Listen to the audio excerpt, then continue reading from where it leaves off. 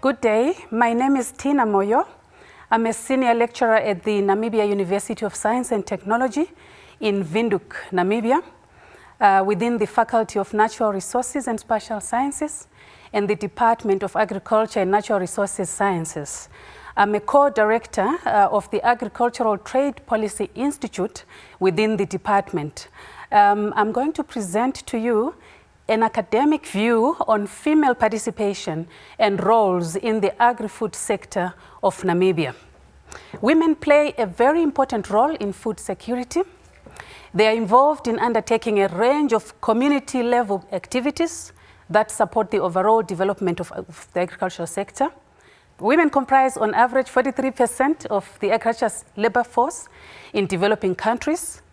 Of course, their contribution will vary from country to country and also depending on the activity that they are engaged in. Women in agriculture and in rural areas face higher barriers in gaining access to productive resources and opportunities compared to men.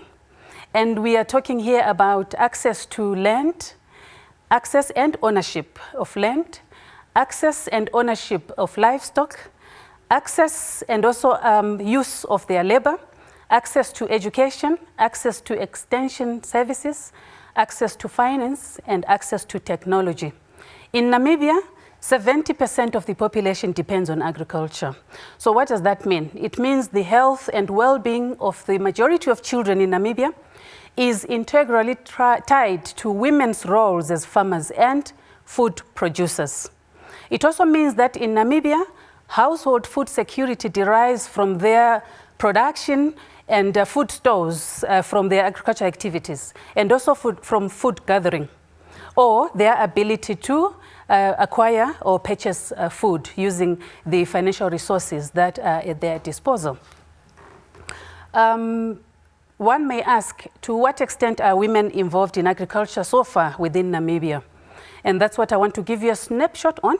And I'm borrowing a lot from a webinar that took place in Namibia recently in 2021, where the Minister of Agriculture, Water and Land Reform was participating, and there are a lot of statistics that I got from there. The first one being that more than 50% are females in Namibia. That's already a significant proportion of the population. And Namibia is ranked as a third best country according to the African Development Bank's Africa Gender Equality Index. It's doing very well, but there are still certain things that can be attended to. There is also a prevalence of gender stereotyping across cultures in Namibia. And this is according to a report by the Legal Assistance Center of 2017. This means women in Namibia are associated with domestic, submissive, reproductive, and household roles. On the other hand, men are viewed as powerful providers, protectors, decision makers in the family and also in the community. If we look at employment and salaries, there is a disparity in the employment opportunities that women are exposed to, and also in the salaries that women receive. Men tend to dominate activities with high profit margins, and the wages that men receive have been found to be 6%, at least 6% higher on average than what women receive.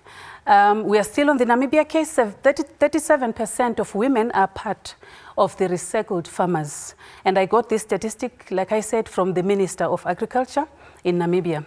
Women also form a majority part of agricultural activities. There could be subsistence activities or commercial activities where women play a major role when they provide casual labor, temporary labor, or sometimes full-time labor on the commercial farms.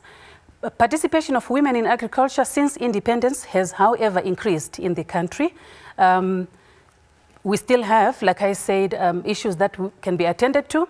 Females in Namibia still face several obstacles in the food and the agri-food sector on various levels. Speaking of levels, I just want to present to you what we call the traditional leaky pipeline.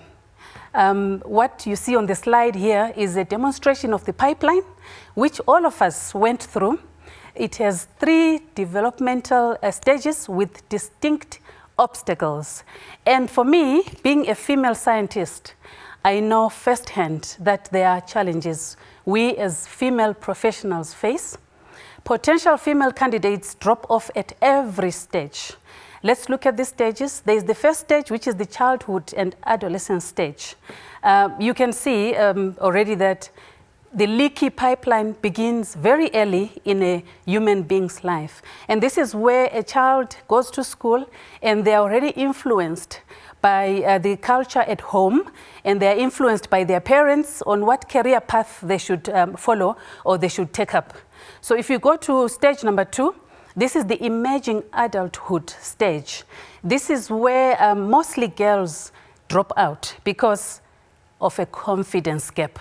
It's not because they lack the ability, it's not an ability gap, it's a confidence gap. And this emanates from the time that boys and girls are taking up science subjects, and the disparities between the marks that the boys are getting and the marks that the girls are getting. And girls, without seeing any mentor in the world in which they exist, they easily drop out because they are thinking this is not where I belong. This is the world of the boys, and they drop out. The third stage is the young to middle adulthood. And here we see young men, young ladies joining the workforce. And there are subtly gender biases in the hiring and promotion. And when work is evaluated, there's been an observation that there is biased evaluation of work. When a young man's work is evaluated versus a young woman's work evaluation, bias has been picked up there. And in addition to that, for the girls, they start at this age, this is when they start juggling work-family responsibilities, which then results in an exodus of untapped talent. So this is the traditional leaky pipeline where a lot of talent among women is lost. It's actually left untapped. Then what should we do? How should we respond as researchers, as academicians, as policymakers, as development workers? What should we do collectively? We should innovate. So I put it here on the slide as innovate or perish. In today's world, whatever can be done will be done. The only question is, will it be done by you or to you? I'm learning from what Thomas Friedman said. So what should we do? We should be aware of and prepare for industry and global changes.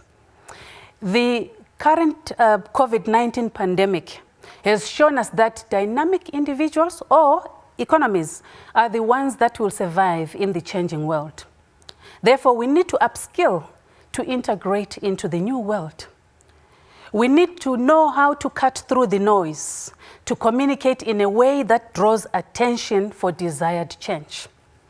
And we also need to be cognizant of the fact that perspectives and leadership styles of both genders are important ingredients to the success of policy reforms in the agri-food sector. We also need to stand out and speak out. Leaders decide to lead. They are put in their positions, but they decide to lead. They can think outside the box, engineer creative solutions, take responsibility, and negotiate for inclusiveness.